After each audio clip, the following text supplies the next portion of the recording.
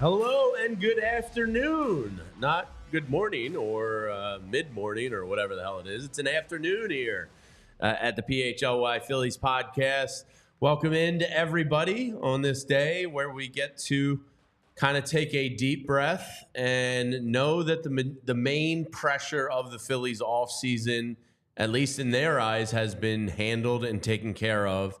And that was locking up a number 2 starter to be a top of the rotation guy. And it just so happens that the guy they got is a guy we know very, very well. And he's going to end up being perhaps the longest tenured Philadelphia Phillies pitcher of all time.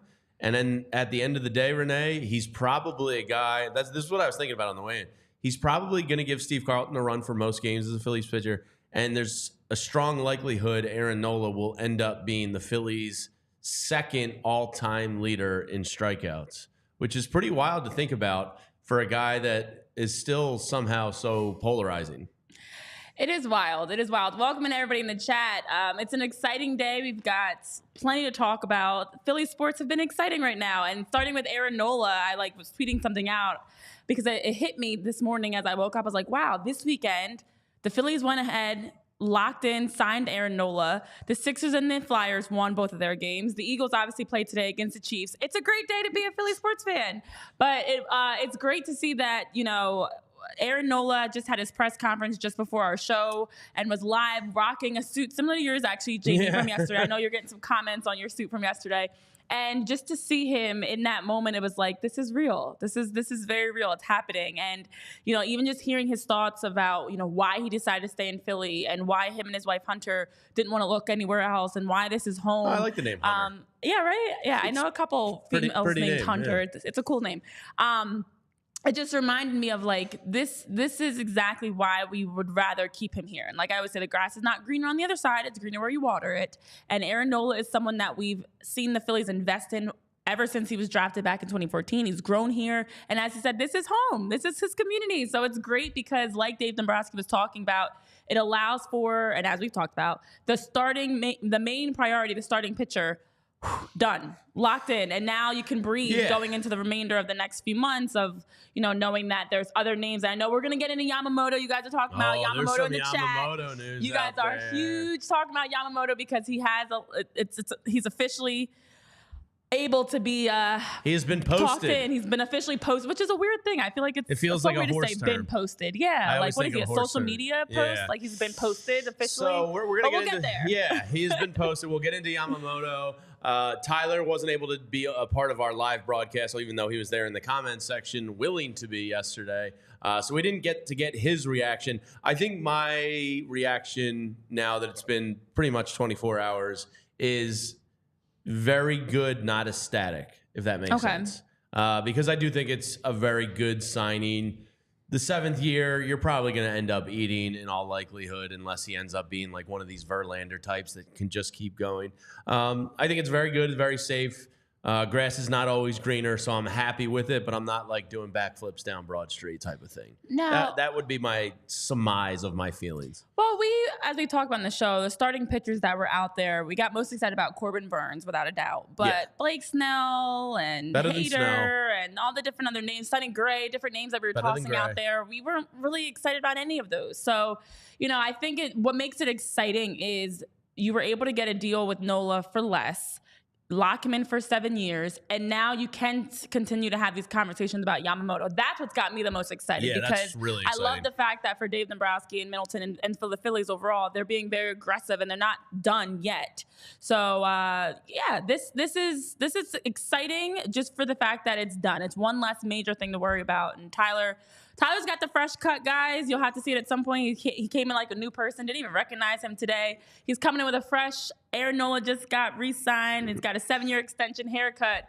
Tyler, how are you feeling when you heard the news? 7 years, $172 million, no opt-out, no trade clause. Tyler Zulli, your feelings. I had to look good for the news, too. If he's got a press conference, he's got to look good. We got to look good, too. So do you. I think I'm somewhere in between the two of you. I was ready to drive Aaron Nola to the nearest facility, like the nearest airport, and ship him on his way as early as or as recent as September. And this postseason probably put some like rose tinted glasses on my eyes a little bit. I think that the Nola deal was a good one in terms of the AAV staying relatively low. And I think that you're probably right, Jamie. Like years 6 and 7 are going to be rough, but but quite frankly, I think years 6 and 7 for this team in general are going to be rough because I think at that point unless Justin Crawford's leading us to the NLCS every year, right? You're probably back towards looking towards I don't want to say a rebuild like they did in the 10s, but like a retool of some kind. So I think that for the next couple of years, this allows you some durability and flexibility with the AAV being a lower number. The one thing that I will say, and I was talking to Vince before the show, I think that you guys bring up Yamamoto, and if they make the move for Yamamoto, now having signed Nola to a 7-year deal, the one residual effect that it will play off is I think this would be Zach Wheeler's last year as a Philly if that happens. I don't seems likely. I don't anticipate a re-signing of Zach Wheeler if you bring in Yamamoto as well as you just signed Aaron Nola to a long-term extension. Yeah, so we will dive headfirst into these Yamamoto rumors out there and reports out there. But MBD says something that, yes, I am absolutely shocked by. To hear from Alex Coffey, some other guy I'd never heard of before that apparently was right also. But some pretty reputable people have been talking about Yamamoto and saying that the Phillies' interest is in fact real. I think it's because of what Tyler just said, that it's a contingency plan for the future. If you can roll Wheeler and Nola into Yamamoto and Painter 3 years from now as your top of your rotation, I think that would make a lot of sense. You'd have to spend more in the short term to kind of bridge that financial gap to the future. But if that's something John Middleton and the owners are willing to do, then hell yeah, guys. Go get nuts. Go get Yamamoto. But yes, just some details on Aaron Nola's actual money. So this is from Matt Gelb's Athletic piece. He goes on to say that Nola's $24.6 million AAV is the 23rd highest in MLB history for a starting pitcher. It is, as of now, the 8th highest current AAV for a starting pitcher. Those with the greater salaries are Max Scherzer, Justin Verlander, Jacob deGrom, Garrett Cole, Steven Strasburg, Carlos Rodon, and Chris Sale. Obviously, those last 3 being utter disasters. The top 4 still, pretty much working out. It's possible by the end of this offseason, Nola's annual average salary will rank 10th among starting pitchers. So that's kind of where he falls in the scale of pitchers around the league. I think Gelb is speculating that not only is Yamamoto going to beat him on an average salary, but there's probably a chance that Blake Snell will. And that's based off the rumors from the report from John Heyman that Aaron Nola did in fact take, as you talked about in the open, take less to be here because it's somewhere that he wants to be. So how much did he leave on the table? We don't know. We probably never will know. But it is always a nice way to ingratiate yourself to the fan base by saying, hey, I took less because I want to be here. Yeah, exactly. Listen, Aaron Nola in his live press conference prior to today was asked about, a number of different questions about the decision, the offers, why he decided to stay in Philly. And I won't give you every single answer he said, but just to sum up some of the things that he said, Aaron Nola was talking about the fact that, he wasn't overly consumed and focused on his legacy. He was focused on, where he wants to play, where he wants to win a World Series. And the last 2 years, obviously, with the Phillies falling short in the World Series and the NLCS, he felt like this team's not done yet. And he felt like there's more left to do. And also, this has been a spot that's been home for him, for his family, for his growing family, as his wife, of course, is pregnant. And so he wanted to make sure that he stayed with this community, knowing how, it's been such a tough last 2 years, but it's been addicting to be out there because they've been so close and they've fallen short, and that's driven them even more to want to get back. And he said ultimately he always wanted to stay in Philly, but this was obviously new for him being in free agency, wanted to see things through, wanted to at least take time to listen to the other offers. But ultimately, this is home for him. And Aaron Nola was talking about wanting to win it for the city, the job not being done again. And even back when spring training happened, during spring training, and they weren't able to come to an agreement then, he said throughout the season he actually wasn't thinking about it. So when we saw the hat tips and the moment of him crying and all these things, allegedly Aaron Nola saying he wasn't thinking at all throughout the course of the season about what's happening next year. He was just focused on games. When the ball was in his hand, when the ball was in his hand, he was focusing on the game. So immediately as he was saying that, I was like, so what made you cry, Aaron? Was somebody cutting onions in the dugout? Yeah. But it's okay because it's nice to hear, but it's not great true. To hear. It's not. It's not. Hence why I hate press conferences. I've grown, as I've been in this industry, and you've been in it a long time now, I've grown to hate and loathe press conferences just because I believe like 16% of what is said up there. Like it's such a public facade of just garbage. Because every question he was asked about the future, he kept saying, nope, I'm just thinking about right now. I'm not worried about where I'll be in 7 years. Yeah, okay. I'm not worried about, I wasn't even this season worried about next season. I'm bringing a new child into this world, and I'm not thinking about the next 7 years of my life financially. Get the hell out of here. He did say he doesn't want to, he's happy he doesn't have to move his family. He's happy that they got the job done early so that now, it's one less stressor. But at the end of the day, exactly. He's saying, I hope I age well, and I'm going to do everything I can to stay durable. He said he learned early in his career how he can continue to maintain his health, and that's what he's going to continue doing. So that a lot of the cliches he was giving were great answers, without a doubt. But I will also say Dave Dombrowski did mention in that with this, the 5 starters are now set. There's no glaring other needs. They will now take time to evaluate other areas that can make the club better.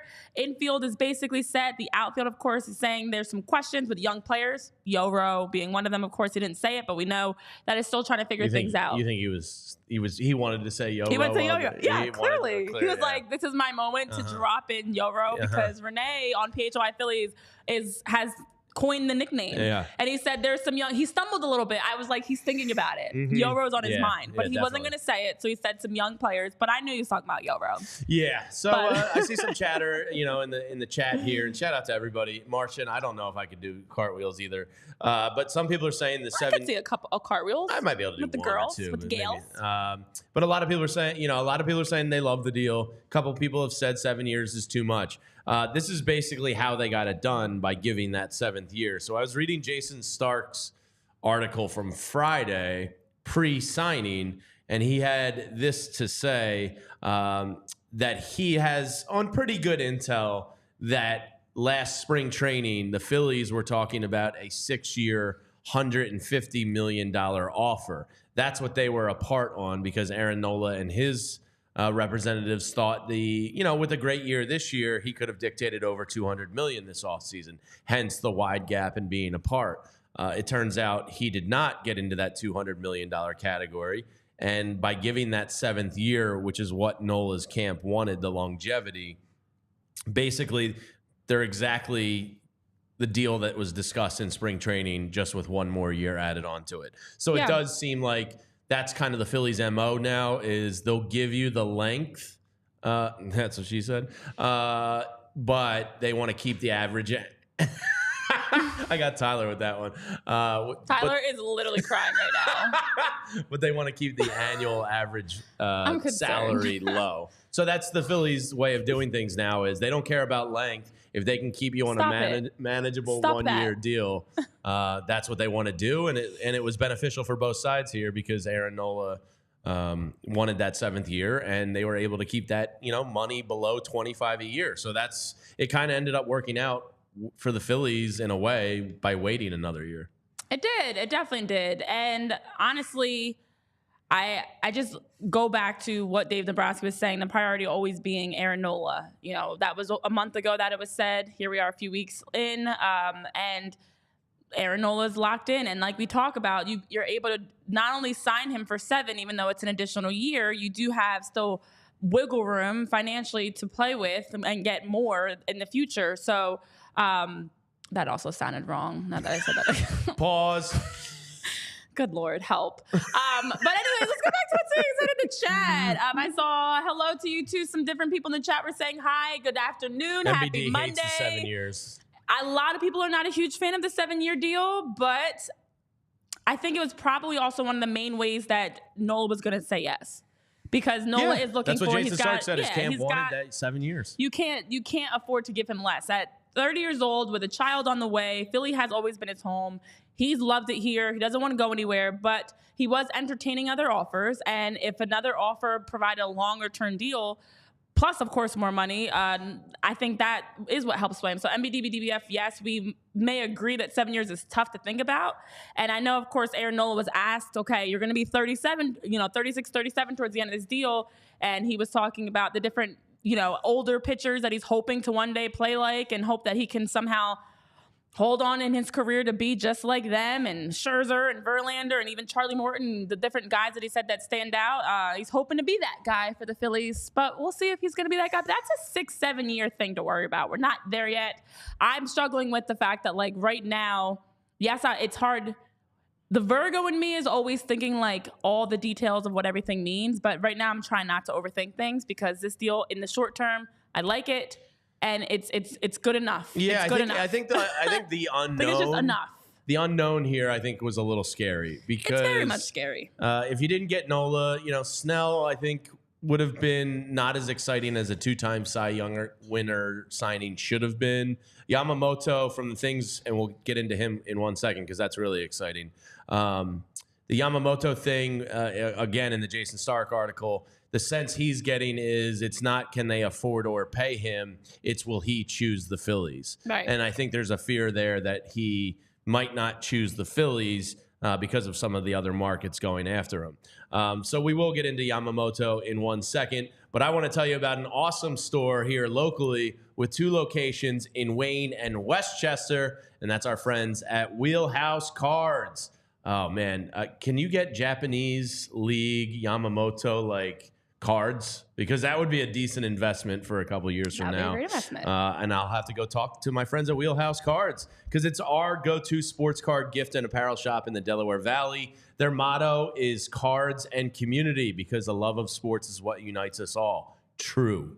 They carry all of your favorite card brands like Topps Chrome Baseball and Mosaic Football, as well as T-shirts, hats, and hoodies from all your favorite brands like Mitchell & Ness, 47 brand, Junk Food, Starter, and one of my personal favorites, Shibe Vintage Sports. And if you're looking to grade your sports card collection, Wheelhouse offers PSA grading submissions. They also host a ton of different family-friendly events and birthday parties every month. So for the card heads in your life, make sure you're sending them to Wheelhouse Cards. Stop into either of their stores in Wayne or Westchester, open 7 days a week at 11 a.m. and use code PHLY to get $10 off any purchase of $25 or more in store. And be sure to give them a follow on Instagram at Wheelhouse Cards. All right, now the exciting stuff. Wait.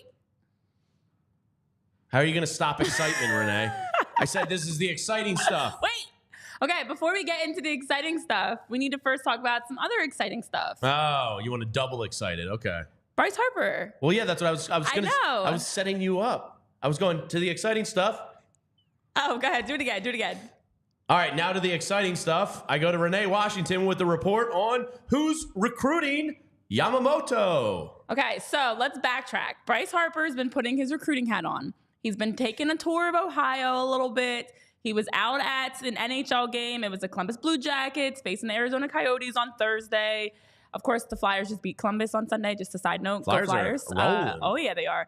And then people were wondering, what is he doing at a hockey game? And it's not a Flyers game. He's out in Columbus. Okay, fast forward to Saturday. Bryce Harper was also on the Big Ten pregame show ahead of the Ohio State. Sorry, Tyler Zulli. Number 2 ranked the Ohio State.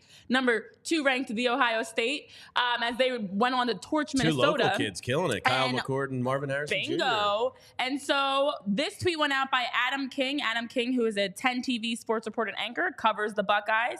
And as you see right there in the mix, it's our guy, Attaboy Harper, in the middle of it all. And he said, want a good recruiting tool? I can read, guys. I've got an idea. Insert Bryce Harper. Well, you know what? Not only is this a great recruiting tool for the Ohio State, number 2 Buckeyes, it's also a great recruiting tool for the Philadelphia Phillies. And so now there have been reports that Bryce Harper has been involved in the conversations with Yamamoto. Yamamoto was sent a sizzle reel. He was sent a sizzle reel, and Todd Zalecki wrote a piece, a report, I should say, about this. So he said, so what's next? The Phillies' $172 million commitment to Nola does not mean they will stop trying to upgrade. Not done yet. Sources said they still have plans to pursue Yamamoto, who is a 2-time Pacific League MVP and 3-time Sagamore Award winner, which is Japan's Cy Young. Word is that Phillies superstar Bryce Harper was involved in making a pitch to Yamamoto's camp, which included a sizzle reel. Yamamoto, we gave the pitch on Friday. Bryce Harper gave the pitch also. Not only was he out there pitching to Ohio State because he's a fan, his wife Kayla played soccer at Ohio State, go soccer. That's the connection of the Ohio State. But he also is out there giving elevator pitches, I'm imagining Bryce doing a PowerPoint presentation with a sizzle reel to Yoshinobu Yamamoto of this is why you should come to Philly. So I air fried some pork roll this weekend for me and the girls, and I'm pretty sure that would win Yamamoto over. That's it. I would love to hear what Bryce Harper was saying to Yamamoto. Toss it in the air fryer. Welcome to Philadelphia. We're looking forward to having you. I mean, there's not a better recruiting tool than maybe. I love it. Maybe the Fanatic might trump Bryce Harper. Like if the Fanatic went over and like tickled him and gave him a hug, like he wouldn't be able to resist that. No, and so and like Bryce Harper's a close second to that. I like the fact that there was a sizzle reel put together because that just tells me this is official. Again, I love a good I'm thinking is this a Prezi, a PowerPoint? Remember Prezi? Do you remember Prezi? Anybody from school? Those no, just me. I only did Prezis. What the hell is Prezi? It's like Tyler. Do you remember Prezi's the PowerPoint? I have to ask a genuine question. Did the school have to pay for Prezi to get it? Because if they did, there's zero chance my school. No, Prezi is free. What is it? It's I'm okay. I mean, it didn't last long. Is it like an app or something? It's like PowerPoints, but it was this cool way that you can give a presentation where it moves and adds motion and adds some cool professional. Okay, not the point. Not the point. All right, I'll just stick to do you guys know what a PowerPoint is? I know what a PowerPoint is. Do you know a whiteboard? Yeah. Maybe he's on the whiteboard or football chalkboard. guys call that a chalkboard, yeah. Or a he's whiteboard. on the chalkboard. Thank you, Mickey, from back in the day. Good Lord. So I just imagine a sizzle reel being put together. And Bryce is, of course, in it. Then I'm wondering what else is in it. And then people started tweeting out the most ridiculous things of what they thought was going to be in a sizzle reel for the Phillies. And it was things like just bad aspects of Philly. Let's just say that. But I'd love to see a sizzle reel with Bryce Harper. And I don't know what else. I wonder what else is in that sizzle reel. Yeah. So what's this? I've seen a couple people make reference to it, and I'm unfamiliar with why. Tyler, you might know the answer to this. Apparently, Brandon Marsh is very popular in Japan. Yeah, I have no idea. I've been trying to this is literally. I wonder if it's just the beard. Was the first I've heard of it. Yeah, I've seen now a couple people say you got to use Brandon Marsh in recruiting him because Brandon Marsh is apparently very big in Japan. Maybe it's the beard. I don't know. So just a quick search, and I didn't do my full. Guys, I'm a detective, so if you need information, let me know. And if you know in the chat, please chime in. Renee's got something, but we'll see. A quick search is he got to know Japanese media well as a member of the Angels, and he did a post-game interview in Japanese. Oh, okay. That's pretty awesome. So he speaks some Japanese. Oh, that's pretty badass. Yeah, send that man over there. Send him. Yeah. Let's get Bryce. Let's get Brandon. Let's make it happen. Okay. The Ohtani Mania coverage out there. Yeah. And speaks Japanese. And he started speaking some Japanese. So the Yamamoto bidding is officially open. So if you're unfamiliar with the process, a $25 million fee is going to get paid to his club over in Japan. And then the floodgates are open. Tyler, I believe it's for 45 days, if I'm not mistaken. Correct. Yep. Yes. So in the next 45 days, we will have an answer on Yamamoto. January 4th. And where he's going to end up being. Now, the thing in the Stark article was he seemed to think the Phillies don't think they have a shot at him. Like, they've increased their presence in Japan over the last 2 years. They've scouted him extensively. You know, they're obviously... there's a want to there, but I think the fear is New York or California probably trumps Philadelphia. So, we'll see. It's an easy thing to get some free great press. Let's not lose sight of that. Like you just said, like if you know you don't have a shot at the guy, it's like me knowing I wouldn't have it. I saw Margot Robbie entered. Be like, I obviously would have interest in Margot Robbie, but I know she's not going to have interest in me. So I'm going to put the story out there that, I was close and I tried, but the Phillies know they can't get him.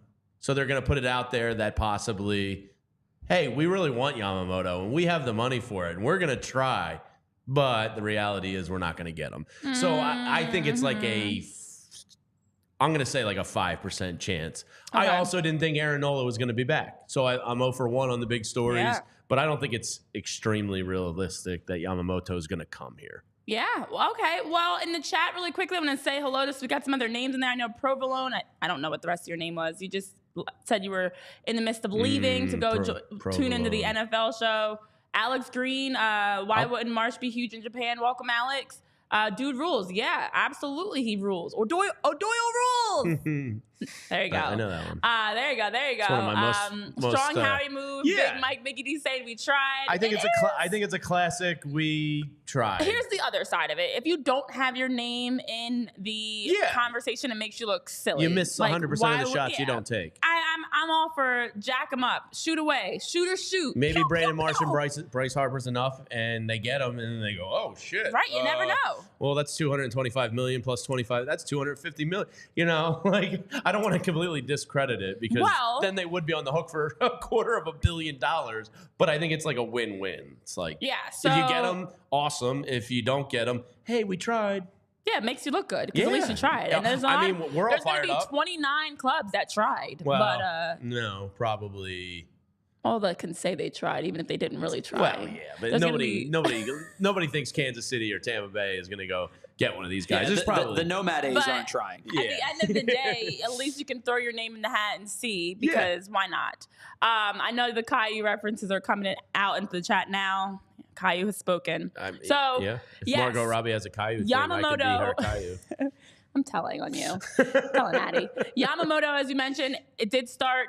The window officially starts 8 a.m. tomorrow, closes 5 p.m. January 4th. January, tomato. So with that, we heard also the Phillies are obviously still interested in pursuing an extension with Zach Wheeler. Matt Gelb did put that out there, as well as saying how the Phillies are considering and still pushing for Yamamoto. And it would absolutely, as we're talking about the finances, well, ching. It would push the Phillies above the $277 million third tier of the luxury tax if they were able to get the Zach Wheeler extension and Yamamoto. Unless the Phillies were able to shed enough salary in other places. So finishing next season above the third tier would mean the Phillies, unless they can pick in the top 6 of the 2025 Major League Baseball draft, would see their first round selection in that year's draft move back 10 spots. So financially would definitely it'd be very expensive to bring in Yamamoto, but I like the idea and I'm all for it because spend, not our money. And honestly, I'd feel really good about World Series I'm just not going to let my excitement get away from me because I'm not trying to be a wet blanket because nobody likes that guy. I'm not going to let myself get irrational with these reports. Am I emotionally being a coward? Am I protecting myself? No, I think you're being realistic. Yeah, but being realistic's not that fun. No, but I mean, my thing is Yamamoto at 25 years old, at the end of the day, like Dave Dombrowski was actually saying about Aaron Nola, players really do drive the decisions. And I know as much as we talk about the hot stove and how things are moving quicker, something that Dave was mentioning that actually was like, oh yeah, duh, that put things in a lot of perspective is it really comes down to the players and their agents and them really pushing the conversation along. And Yamamoto has the final decision. So if the sizzle reel can work, listen, Aaron Nola just took a pay cut to stay in Philly. And we didn't expect that. Not that we're experts. We are experts. Yeah. Well, we didn't expect for Aaron Nola to stay in Philly, and here we are. I think it was MBD asked us last week, like, are you all concluding that Nola's not going to be back here? And I was like, yeah. We actually had moved on and started talking about who's replacing Nola. When the text chain, fired up yesterday with all of us, I was, I had missed the notification right away. I saw it a couple of minutes later, and I was, I think you guys broke the news to me.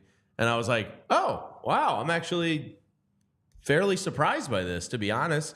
Dave Dombrowski might just call the shots the way he sees it unfolding. And, all the reports last week, Heyman and Stark and Nightingale kept saying that the Phillies and Nola are continuing talks and he's priority one. And I didn't buy it because I thought he was going to get over $200 million, but that's the same thing about Yamamoto. We're not buying it because we're assuming that everybody else is going to be able to offer so much more.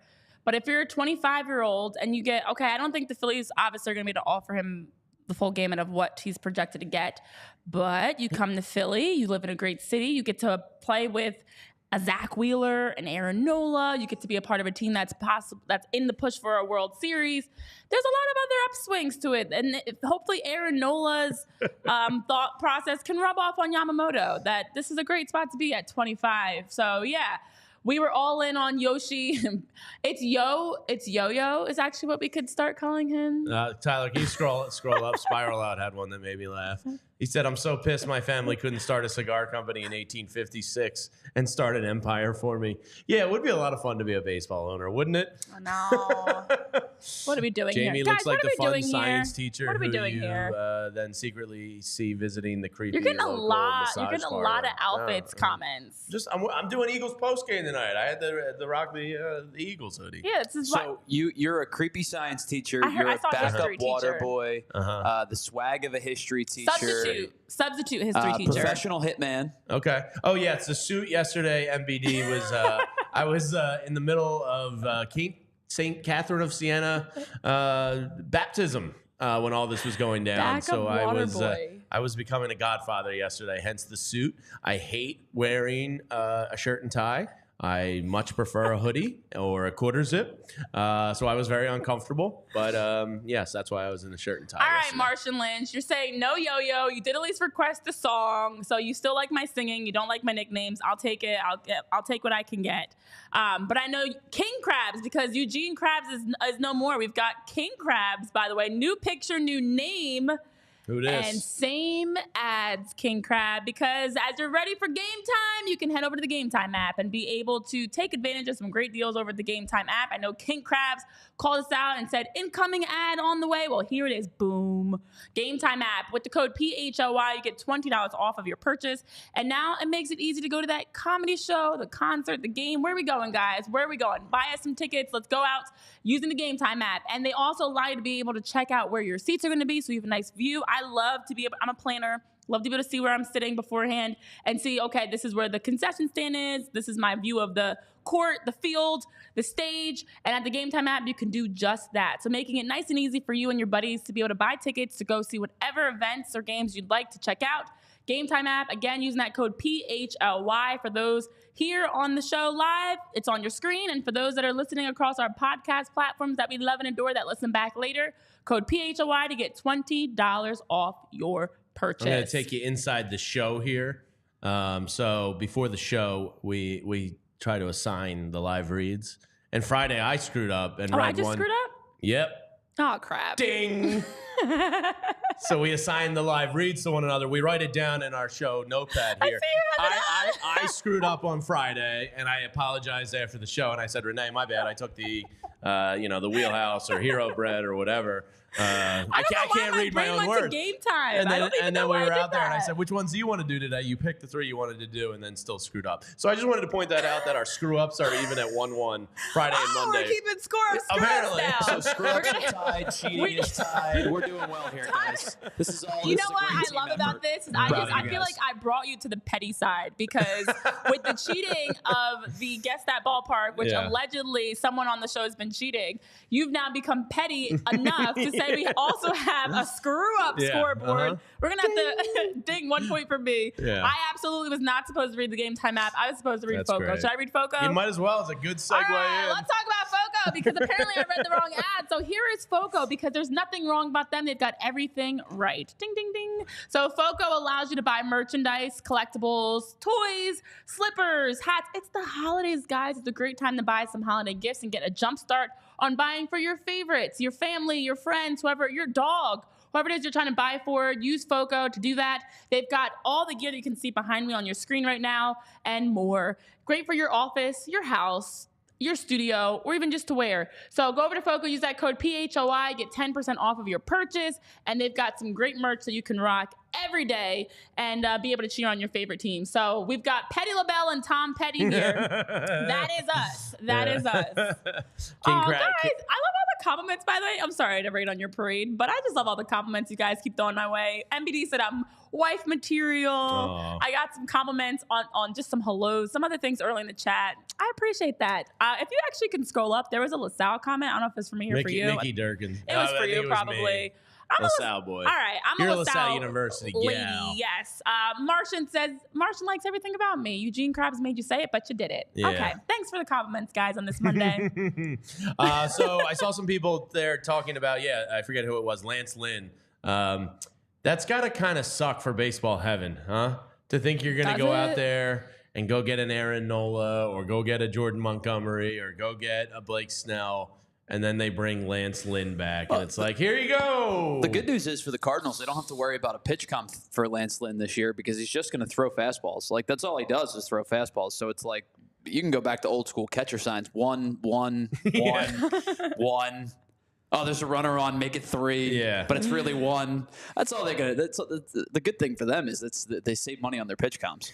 Yeah. So Lance Lynn goes back to the Cardinals. So, things are heating up a little bit, I would imagine. There's a pretty big onslaught of moves and signings happening in and around the winter meetings, which we will have some news for you here at PHLY Phillies podcast in the very near future. We're excited about what's happening here on our Phillies show in the direction it's going. So we will have you covered for the winter meetings, which we're very, very excited about. Now, I was listening to an old colleague of mine, Kevin Cooney, on the Fanatic recently, and he had Bob Nightingale on, which Love Kevin. Yeah, Kevin's a very nice man. And Bob Nightingale is, one of those top 5 kind of baseball insiders. And Kevin asked him as the last question, the getaway question, Mike Trout, is that real? Because now that the number 2 pitcher has been taken care of, it's like, okay, who's going to play left field? Because Brandon Marsh is, a suitable platoon guy in center field. He could be a left fielder. It's nice to have that versatility with Marsh. He could also be a trade piece. One of the other things from the Jason Stark story was that, by the way, the Nick Castellanos thing was real. Like, he's had enough rival executives tell him, yeah, that was real, and he was being shopped. But most executives think that's a bad deal. So now is what's next for the Phillies? Who's going to play left field? And Mike Trout, I've seen some ridiculous things out there. Like my buddy Jack Fritz is trying to push, go trout fishing. Look, he's a modern day Mickey Mantle when healthy, but it's been 4 years of, I'm out on Mike Trout. I think out on Trout. I'm out on Trout. I don't want anything to do with him unless the Angels are picking up, 60% of that contract somehow. So Nightingale was asked about Mike Trout and the, I guess, possibility that he's moved this offseason. And Bob Nightingale went on to say that while both sides are frustrated with each other, the Angels had a belief that he was going to come back later in the season last year than he did because of the ham bone injury. And, the Angels were eliminated. So if I'm Mike Trout and it's late August, they're expecting me back, I'm going, nah, why don't I just get right for next year? He does not think that Mike Trout is a reality. He thinks that there's frustration on both sides, but it's going to take Mike Trout asking out of Anaheim to fully move on from it, and that's not something he sees happening. It could happen, but it's not something that's happened yet, and he doesn't think it's going to happen this year. So can I kill the Mike Trout thing? Please do. This is not the first time, actually, because Perry Manasian actually said to shut this down a little while ago, but it keeps coming back. And the GM was saying then that, Trout is someone that they're not looking to move. The Angels want to keep Trout. And they did say, just like Zach, as you said, they're looking to keep Mike Trout unless Mike Trout says he wants out. So I think everybody just continues to throw his name out there because it's weird that his career. It's a big name, yeah. He's a huge name. And it's weird that his career has been with a losing club, and it's actually reminds me a lot of Damian Lillard in the NBA. Like, there's names that we look across sports where it's a superstar on a bad team, and everyone's wondering, when are you going to make the move to go try to win a title? And Mike Trout just stays there in Los Angeles, just happy as can be. So, it would come down to Trout saying he wants out, but I'm good. I'm good without Trout in Philly. I'm good. Years ago, when initially Bryce Harper back in 2019 was talking about, I'll help bring anybody in if I can, if it's Mike Trout, whatever. That's the time that I would have been interested in Mike Trout, but now it's too late. It's way too late. Too many injuries, and there's just no need. When you look at the Phillies roster as a whole, you don't need to bring in Mike Trout. So yeah, let's squash that rumor for the Phillies specifically. Whoever else wants to have that conversation around the league about bringing Mike Trout, go for it. Yeah, but hypothetical man says, him. can we get this rumor started about Devin Williams, the relief pitcher from the Brewers? Yeah, I would love that. The Brewers said they're listening on everyone, so it's going to be interesting now where Corbin Burns goes. If I had to guess, I would guess Yankees because Burns and Garrett Cole would really be quite nasty. So that, now you get to start thinking about what's next, and the corner outfield position is an interesting one. I saw somebody in the chat say, go grab Tommy Pham and Jock Peterson and just put them out there. It'll be entertaining in the worst case scenario. I do think that's the type of market they're going to be in, like that $40 to $60 million 3-year veteran type of guy. If it's a Gurriel, sure, that'd be great. Love to see a right-handed bat come into the lineup. It's going to be interesting now to follow the rumors attached with the Phillies. It is, and now it's great because we have already locked in for what's the priority, and now we can kind of sit back and watch. You talk about Lance Lynn with the Cardinals. Also, we saw on the move, the Braves have signed a 3-year deal with reliever Reynaldo Lopez. And then Friday, following our show for some Phillies updates, because we haven't actually had a chance to talk about it on the show specifically, but Friday after our show, we were talking about the tenders. And always, again, makes me think of like chicken tenders or tenderonis or whatever you want to call it. I'm going out to get dinner after this somewhere. Yeah, get some tenders. That sounds really good. Well, the Friday was the tender deadline, and so on Friday we saw these moves happen or locked in, whatever you want to call it. So Alec Bowman to Edmundo Sosa, along with Jeff Hoffman, Greg Soto, and Ranger Suarez. The Phillies tendered contracts to them. The Phillies also agreed to terms on deals with Garrett Stubbs, Jake Cave, and Dylan Covey. And then non-tendered, it's Josh Fleming. They did not. There we go. Sorry about that, Tyler. They did not tender a contract to Josh Fleming, and here's the other move. So Garrett Stubbs is back. 1 year, $850,000 deal. Jake Cave signed a 1 year, $1 million deal. Dylan, another 1 year deal, $850,000. They all avoided arbitration. So Friday, those moves were locked in to be able to have Bohm, Hoffman, Sosa, Soto, Suarez, Stubbs, Cave, Covey locked in, tendered. Yeah, so Covey's the one that kind of surprises me a little bit. Cave for 1 year, $1 million, like that's a good bench piece to have for that price. I think that's fine. Garrett Stubbs, we'll maybe eventually get over your comments one day. I don't know when that day is going to be. If I didn't know about your comments, I would say that's a great deal. But right now, I just say, okay. I know. You're not a Stubbs fan, and I was until he opened his mouth and gave bulletin board material in the NLCS when he was never gonna play. If you don't play and don't contribute, you can't give bulletin board material. This is a very simple concept, and it should be followed by every team in existence under the sun. So, okay. Don't open your mouth. Garrett Stubbs is team DJ. He's the clubhouse guy. He's the vibes officer. He's the backup. He's just he was there very enjoyable fill in. until that series. Yeah, I definitely understand your frustration. But as somebody that's also been held as the scapegoat for why the Phillies lost, I'm not putting all that on. I mean, I hear that he did give them bulletin board material. He should not have said that. I agree with you. But maybe I'm empathizing because I too was blamed for why the Phillies lost in the NLCS for my Phillies song that I made months prior. But that's okay. It's okay. You will eventually have a chance to resolve things with Garrett Stubbs. Maybe I'm maybe sure not. He's a delightful guy and a good time to hang out with, but should not have opened his mouth. But listen, more importantly, Friday with the tender deadline, I know people are saying similar thing. Marshall Mock is saying Stubbs sold and not a fan. I know MBD was saying earlier something about Jake Cave. It's fine. I'd like another bench piece in addition to him that's better. I was going to say, these are just the little cogs in the wheel, little pieces. He's versatile. He can play some first. He can play some corner. He can DH. Like, it's good to have that guy for $1 million on your bench. That's fine. Covey, I guess. You could pay me $1 million to sit on the bench. I'll sit right there. The thinking with Covey is that they gave up something to get him. So, like, they're going to give him another shot at that cheap of money, whatever. Yeah. And bullpen is the other thing I've read a lot about with the Phillies is that while it's not going to be a Josh Hader, they do want to go add to their bullpen in some way. And they do officially have the hardest throwing bullpen in Major League Baseball. So that's pretty cool. Who is the guy? Hicks. Go get Hicks. Just add the Monstar of guys that throw hard. Just go get guys that throw absolute gas. And you know where you can spend some gas? That's at the Black Friday sale going on starting on the 24th of November here at all PHLY. Black Friday, 25% off the entire PHLY locker. You can go to phlylocker.com to check it out. If you spend $75 or more, you'll receive a $15 gift card. Black Friday runs November 24th through November 27th.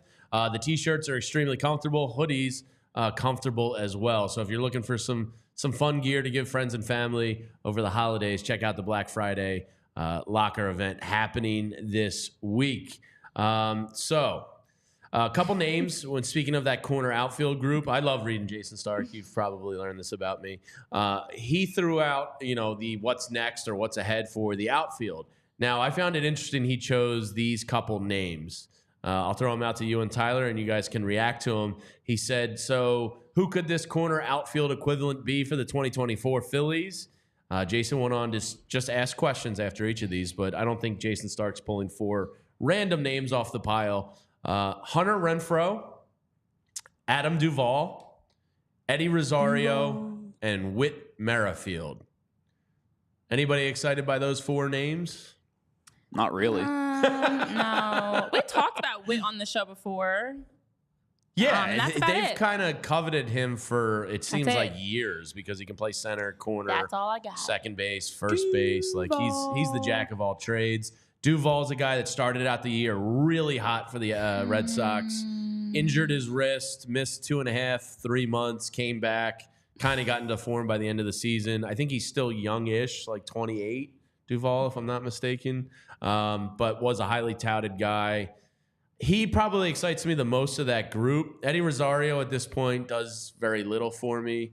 Adam Duvall's 35. Oh, he's 35. I thought he was younger for some reason. Eddie Rosario, again, older guy. He's got like the playoff onions within NLCS or World Series MVP. But these are the types of names that we're going to, when you go spend $176 million on a pitcher and you might be in a Yamamoto sweepstakes, these are the types of names we're probably going to be looking at for left field. No, thanks. Well, you got to put somebody out there, Renee. I don't think we're going to go bold and not play left fielder. I mean, we've talked about who's an outfielder that the Phillies should be looking at. This is not a great list. So I would prefer Gurriel, but I'm hoping. Yeah, I don't want any of these. Duvall's the one I would pick, I guess. Yeah, if you had. But he's a lefty, isn't he? I'd probably lean towards Renfroe because of the righty. Yeah, but Hunter. I Duvall is lefty, sold right? on Hunter. exciting. I think he's lefty. In my head, he's lefty. And if that's the case, like, or is he righty? No, that's right-handed. Okay, he's righty. I mean, the outfield is something you need a right-handed we all bat. know. Yeah. Like, that does have to come into the equation here.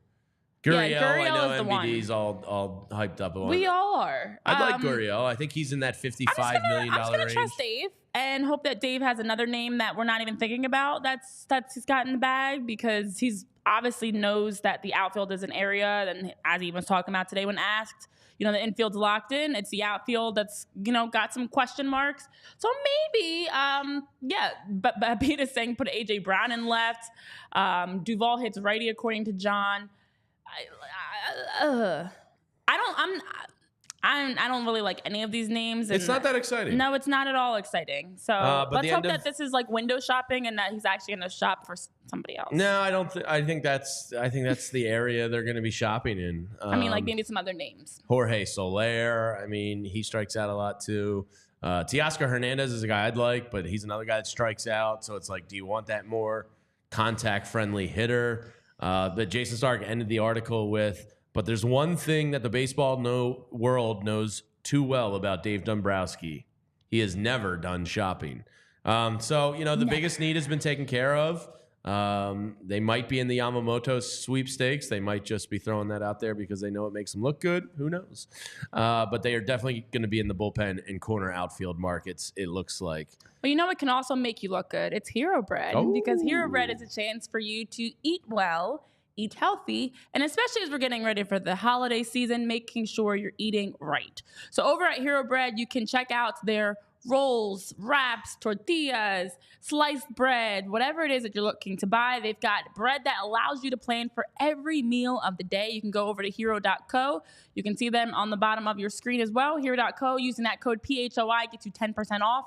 And the best things about Hero Bread is their bread is soft, fluffy. It doesn't matter what your allergies are or dietary restrictions because Hero Bread has options for you. So you have a chance to take a bite out of some high fiber, ultra low net carb, 0 gram per sugar per slice bread that has fewer calories than the leading national brands. And again, as we're getting into the holidays, gives you a chance to eat right, eat delicious bread, have a nice wrap, have a nice sandwich, whatever it is you're looking to taste and nibble on this holiday season. Hero Bread, guys. Hero.co, use that code PHLY, get 10% off. All right. There it is. You guys, I know everyone's always ready for the Hero Bread. I need a hero. So today, oh no. We'll just stop this singing right now.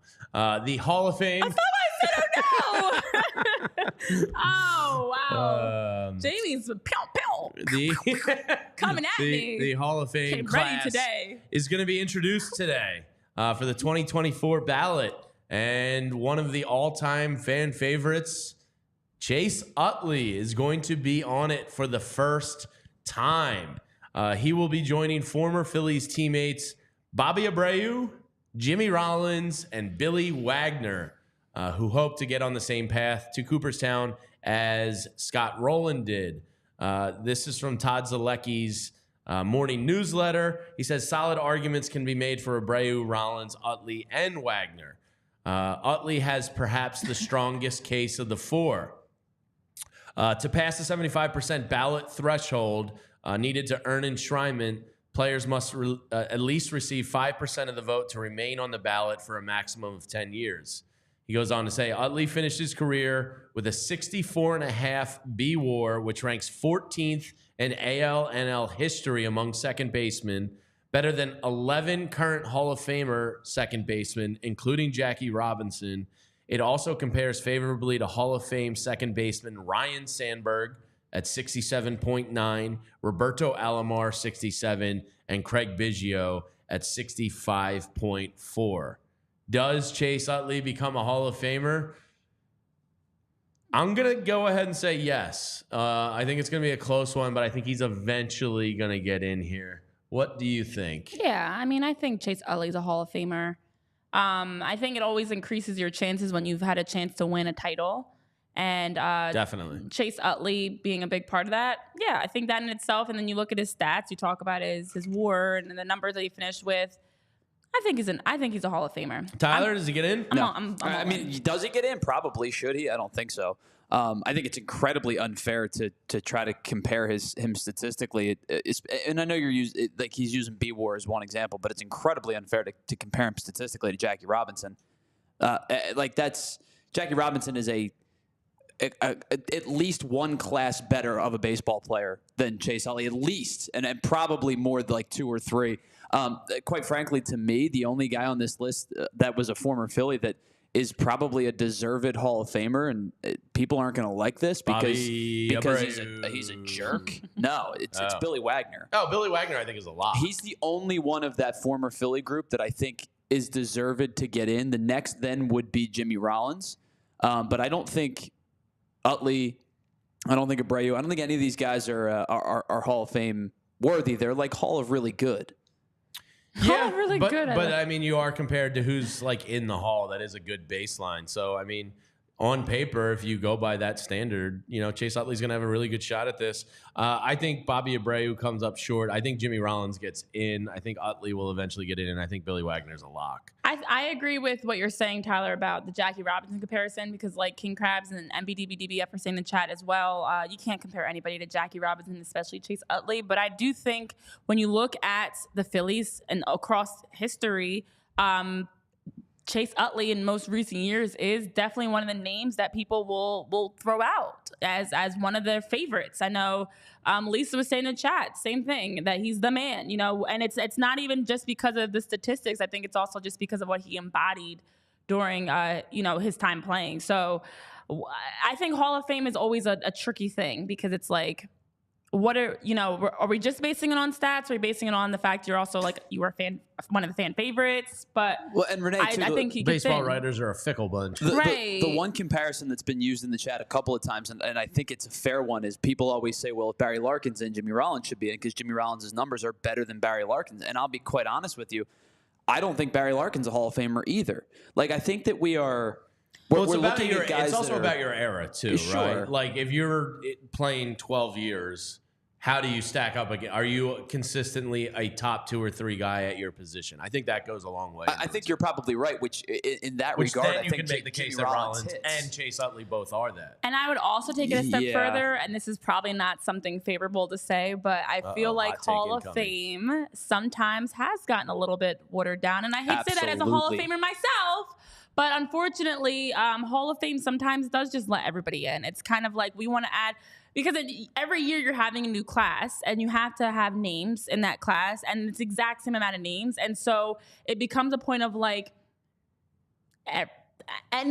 lot of people can be Hall of Famers when in reality it should be some sort of, there should be it should be an exclusive thing. Not you played over X amount of years, you were a fan favorite, you won a title, you're going to be in the Hall of Fame. And that's kind of what it's become a little bit. And I know King Crab is saying the NFL's been the same way. That was the first thing that comes to my mind. The NFL's a great example of that. But it's not always just the best players talent-wise. It sometimes is, we need to have 5 names in, and we need a 5th person. Yeah, MBD says, it hurts Rollins a little bit that he was in one of the best eras of shortstops, of the modern game. Yeah, I suppose, but I think you can make the case that he was a top 5 shortstop. Better than Derek Jeter. What was that, Tyler? Did I say that out loud? Was your mic on? Did I say that out loud? What was that about Captain Pinstripes? Jimmy Rollins is a better baseball player than Derek Jeter. Look, I don't disagree with you. I think that I'm taking that the subjective Phillies fan out of it. I truly believe that Jimmy Rollins is a better baseball player than Derek Jeter was. I think you can certainly make that case. Chris is saying we were pumping up the Wall of Fame and now deflating the actual Hall of Fame for the very same reasons. And we weren't actually pumping up the Wall of Fame. We were actually just acknowledging the fact it was happening. I just feel like a lot. First of all, there's Hall of Fames and Wall of Fames and floors of Fames and ceiling of Fames. No, there's high standard. Not at all. I was gonna say there's so many levels of it that everybody has a chance to be named to some sort of a fame, whatever that may look like. So I just feel like somebody that's been involved as a Hall of Famer and seen the different names that have come in, it sometimes becomes a little bit watered down. I think baseball writers should be removed from the voting process. What my proposal, which I've brought up before, is I think there should be a Hall of Fame committee. Yes. So it's it's basically like a board or a Hall of Fame Senate where let's say there's 20 positions on the board and it rotates every 3 or 4 years. It should be 12 players, 4 or 5 managers, and maybe an executive or 2. People that played the games are in the game or part, live that life. I think they should be a rotating committee and not the baseball writers. Just nothing against writers there, but I think I don't know. I don't know why the writers decide it. Basically, I think you could do it in a much cooler fashion and have a peer kind of council type of thing. It becomes tough because I do feel like it becomes very biased. Yeah, I know. It becomes It becomes very biased because also you're asking people to think back 10, 15, 20 years ago. That's why I think you need a mix of current guys and then just one generation removed so the game's current. It's tough. There's no perfect solution, but it is what it is. I wish all 4 of those guys the best of luck because it would be really cool. It's exciting to be in the Hall of Fame regardless. Can you scroll back up to MBD's comment? I want to run through the shortstops he mentioned in the modern era. Jeter. Yes. Tyler said he already said Jimmy's better. A-Rod. By the way, I want to clarify because I'm taking some heat and some people agree with me. Obviously, Derek Jeter's numbers are significantly better. What I'm, and this is not the Hall of Fame conversation. This is just me like looking at two players. You had a World Series. Which shortstop are you picking? To me, well, I don't know. Jeter was incredible on the biggest stage. That's part of the magic. To me, I think that there was like a player comp. If I'm just looking at them like on face value, I'm watching them play the game of baseball. I think I'm taking Jimmy Rollins over Derek Jeter on that regard. Statistically speaking, Derek Jeter's runs better. Away with it, There's no doubt about it. Like, so I want to clarify that because some people are like, great take. Some people are like, you're an idiot. So I want to clarify that before we go any further. So A-Rod, of course. Oh, wait, I want to look at his list real quick. A-Rod was the second one. If you can scroll back up, Ty. I've never called you Ty before. That was weird. Miguel. It's on the. Okay, yeah, that's right. Yeah. But, Miguel Tejada. I'm probably taking Jimmy as a career over Tejada. Nomar, I think Jimmy did it longer, right? Like Nomar probably had better individual seasons. But did you take A-Rod or Rollins? Oh, A-Rod. Okay, because A-Rod to me is a Hall of Famer. I know that there's not going to be because of over Rollins. Hanley Ramirez. Rollins.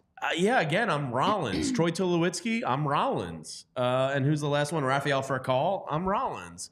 So, like, I think Jimmy was one of those top 2 or 3 consistent shortstops year in and year out. And certainly the MVP award helps them. So we're about to get to guess that ballpark here. But speaking of MVPs, this was also from Todd Zalecki. On this date in Phillies history in 1976, Mike Schmidt won his 3rd NL MVP. Schmidt, Bonds, who had 7 of them. Jeez.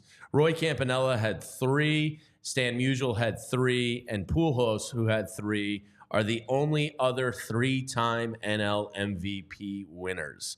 Barry Bonds is the greatest baseball player I've ever seen in my life. Steroids or no steroids, that dude was incredible. All right, Renee, pull up your cheat sheet because it's time to dive into it. Martian Lynch is co-signing on T-Zul. T-Zul has... No way, Tulowitzki's better. I agree with Martian. Okay, so T-Zul's got a new list for us. It's time for Guess That Ballpark. All right. In the standings, we are tied up to a piece because Jamie got Minute Maid right on Friday. Yes, 2-2. I said we were tied up to a piece. All right. That's literally what I just said. Yeah, when I started cheating, I'm 1 for 1. Oh, my gosh. Just saying. Just saying. All right, so here's what we've got. Oh. Where was that list I had on? I feel like it looks like what we just did. Where was that list I had on Friday? It was awesome. Oh, sorry, I didn't bookmark my cheat sheet. I actually did. Of course you. Of course you did. Well, I want to make sure I can easily find it. I wanted to make sure I could most easily cheat. Hypothetical man saying Angels. You know this one? Oh, is it? I don't know. They have the waterfall in center field. I'm trying to picture how that looks. I'm trying to. For you podcast get the Renee timer started. You'll have to check our social media when we put this stuff out. Yeah, I had a really good cheat sheet on Friday, and now I don't have That's so sad. Yeah, it is sad. I wish I was a more efficient cheater like you. Bookmarking your cheat sheet. All right, I have a couple ideas. Gosh, why are you guys trying to put me on a clock here? I don't think it's Angels. I don't think they have that deep left. Ooh. I'm going to go. All right, final answer. I didn't even cheat. Oh, my gosh. This is a non-cheat answer. You're annoying. I'm going to go with Kauffman Stadium. No, it's not that. How do you know? I don't know. I'm just saying. I just want to dissuade you from thinking All right, or whatever it's called, Royal Stadium. All right, so you're locking in the Royals. Okay. I try not to spend too much time. It's like looking for a lost golf ball. Like, I'm probably not going to find it. Just rip the Band-Aid off and give it up. All right, Renee, how much time should we give her, Tyler? No. 1 minute countdown? All right, I'm kind of thinking. Yeah, I think that's fair. How do I get a say in this? Ooh, Nationals Park. Not bad. I feel like it could be Citi Field, which I feel like everything looks like Citi Field to me, which is annoying. All I ever see is Citi Field. Are you guys? Do you want to ask the recurring question that we get every week or every game? She asks it every time when she's panicking about making her pick. Should we get the question out of the way, Tyler? You guys are so annoying. Would you like to ask Tyler? Have we seen the correct answer in the chat, or has it been said out loud yet? The correct answer has been said in the chat. Okay, I'm going Kauffman. What? I haven't even seen the chat. Scroll up again. Let me find another avenue to cheat in. I love that way. everybody participates along with us during this. It's pretty fun Wow, to see. there's so many answers in the Yeah, chat. people are really getting into this. I Wow. love Oh, it. Yeah. no. Oh, no.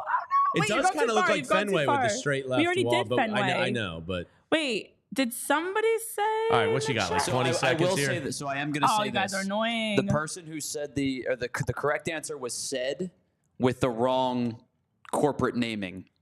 So the park was said correctly. Wrong. Yeah, you're not right. The park was said correctly, but it's not that name anymore. All right, so I'm wrong already. So let's go, Renee. The people need an answer from you. I can't breathe. It'll be okay, I promise. Oh, no. I promise you it's not that serious. All right. I'm locking in with. Yeah. I need to find that list of stadium pictures.